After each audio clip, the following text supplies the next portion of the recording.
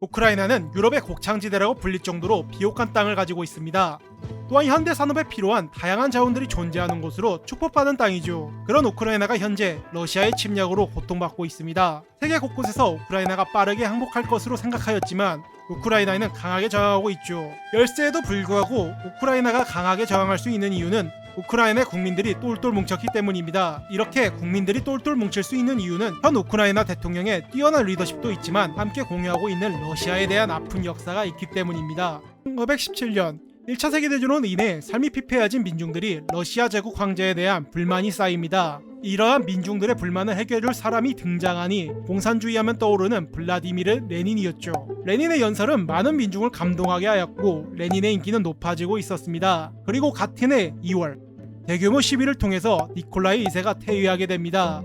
하지만 이 이후 러시아 제국을 어떻게 할 것인지에 대해서 문제가 생겼습니다. 사회주의를 지지하는 볼셰비키파와 새로운 군주제를 지지하는 왕당파 백군으로 나눠지게 되죠.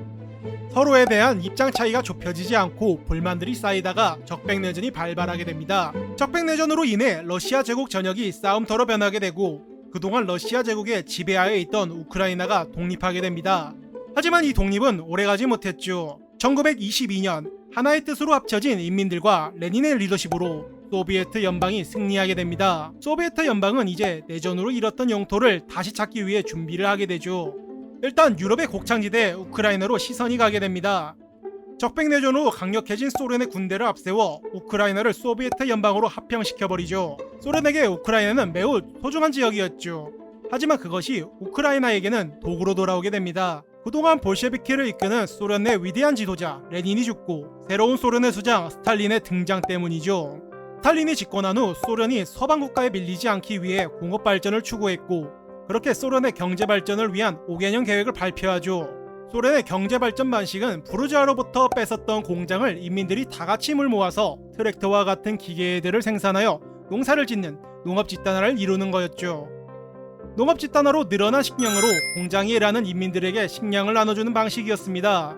특히 5개년 계획에서는 중공업에 대한 생산량을 올리기 위해서 많은 노동자들이 모집되었습니다. 공장에는 활기가 넘치고 너도 나도 다 같이 잘 살자는 이념 앞에 열심히 일을 하였죠. 그런데 노동자들이 너무 많이 모인 탓일까요? 이미 공장이 너무 많아진 노동자들이 식량 부족에 대해서 불만을 표출했습니다. 식량 문제를 해결하기 위해 스탈린은 국가가 농지들을 관리하면 되겠다는 생각을 떠올렸죠. 농민이 가지고 있던 농산물들을 국가가 가져간 뒤 국가가 재분배하여 효율적으로 농사를 지으면 다 해결이 될 것 같았습니다. 많은 농지를 가지고 있던 분농부터 시작해 매우 조그마한 농지에서 농사를 짓던 농부들까지 너도 할 거 없이 다 가져갑니다. 이제 식량 해결만 하면 소련의 5개년 경제계획은 완벽해 보였습니다. 그리고 스탈린은 소련의 공업화 발전을 위해서 더 좋은 아이디어를 가져오죠. 공업화를 위해서는 필요한 자재와 자본들이 필요한데 그동안 회수한 농산물들을 해외로 수출하여 확보하는 거였죠. 식량은 해외에서 번 자본들로 농업 집단화를 빠르게 활성화시키면 생산량이 매우 증가할 거니 별 걱정은 안 했습니다. 그런데 한 소식이 들려옵니다. 농민들이 농산물 회수와 집단 농장에 대해서 강력하게 반발한 거죠. 이 소식을 들은 스탈린은 문제를 해결할 명령을 내립니다. 공모를 내놓지 않거나 만약 회수 대상인 농산물을 훔치면 최하징역 10년에서부터 사형까지 해버리겠다는 법을 만든 것이죠. 이제 문제를 해결할 스탈린은 농산물의 증가만 기다리게 됩니다. 하지만 소련의 농업 집단화를 위한 농산물 회수는 큰 나비 효과를 불러오게 되죠. 우크라이나 말로 기아에 의한 죽음이란 뜻인 홀로도모르가 시작하게 된 것입니다. 농업 집단화가 시작된 우크라이나 농민들은 소련의 정책을 위해서 농사를 지을 준비를 합니다. 그런데 문제가 생겼죠. 농업에 대해서 아무것도 몰랐던 공산당원들이 다음에 농사를 위해 남겨준 모종들을 가져가 버린 것입니다. 또한 우크라이나에 있던 농민들에게 한 가지 소식이 더 들려옵니다. 농산물뿐만 아니라 가축들도 전부 다 국가가 가져간다고 말이죠. 이 소식을 들은 일부 농부들은 어차피 빼앗길 가축들 먹어버리자면서 농사를 짓는데 필요한 가축들까지 다 잡아 먹어버립니다. 가뭄으로 인해 농업량이 떨어지고 농사를 지을 가축들이 없어지자 문제가 발생하기 시작합니다. 농업량이 뚝 떨어지게 되면서 심지어 먹을 곡식들도 없어졌죠. 그러면 작년에 모아둔 곡식들을 먹으면 어느 정도 해결이 될 거라고 생각이 되지만 그것도 소련 당국에서 가져가 버리고 스탈린이 수출을 했기 때문에 곡식들이 더 이상 남아있지 않았죠. 또한 처음 계획과 달리 농업 집단화의 중요한 부분인 트랙터는 아직 생산이 부족해서 우크라이나에게는 충분히 보급이 되지 않았죠. 그래서 트랙터 대신 가축들을 사용해 농사를 지으려고 하는데 이런 가축들은 이미 다 없어진 뒤였네요. 이런 악순환이 발생하였지만 소련 당국은 별다른 해결책을 주지 않았죠. 그렇게 사람들이 하나둘씩 아사하기 시작하면서 농사를 지은 농부들도 죽어나가기 시작합니다.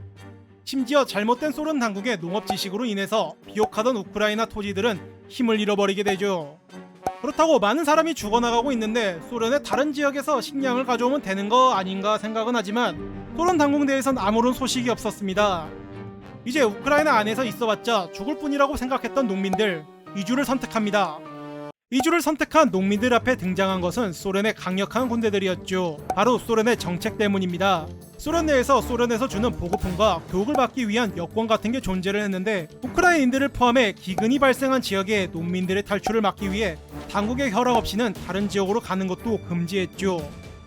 그래도 소련 몰래 도망가려던 우크라이나인들은 비밀 경찰한테 체포를 당한 뒤 국가 반역의 혐의와 함께 공문을 받았고 심지어 처형을 당하게 되었죠. 그리고 시간이 흐르고 히틀러의 야망으로 세계 2차 대전이 발발하게 됩니다. 히틀러가 소련을 침공하면서 우크라이나 지역도 점령당하게 되죠. 하지만 대기근과 그동안 소련의 차별적인 정책으로 인해 반감이 있던 우크라이나인들은 나치 독일에 가담하게 됩니다.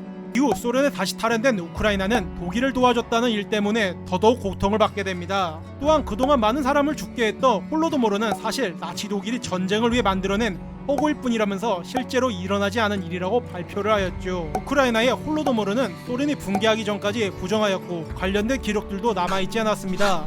홀로도모르에서 살아남은 사람들의 기억과 외국 기자들이 남겨둔 사진만이 그 기록으로 남아있죠. 우크라이나 안에서는 홀로도모르는 소련의 의도적인 인종청소인 제노사이드라고 보고 있습니다. 이걸로 끝났으면 좋겠지만 푸틴의 등장으로 우크라이나에게는 새로운 시련이 찾아옵니다. 러시아의 지원으로 우크라이나 동부 지역 돈바스 지역에서 친러 세력의 반군이 등장하면서 우크라이나는 내전에 빠지게 되죠. 그러다 이제 러시아의 우크라이나 침공으로 인해 우크라이나가 금방 항복할 것처럼 보였지만 그들에게 있던 러시아에 대한 아픈 역사가 우크라이나를 똘똘 뭉치게 했고 현재 러시아와 전쟁 중인 와중에 의지가 꺾이지 않고 싸우고 있는 것이죠. 그렇게 우크라이나인들이 지금 러시아와 전쟁에서 의지가 꺾이지 않고 싸울 수 있는 이유는 이러한 아픈 역사가 있기 때문이라고 생각됩니다. 빨리 우크라이나 평화가 찾아오기를 기원하며 A군의 세계사 우크라이나 편을 마치겠습니다.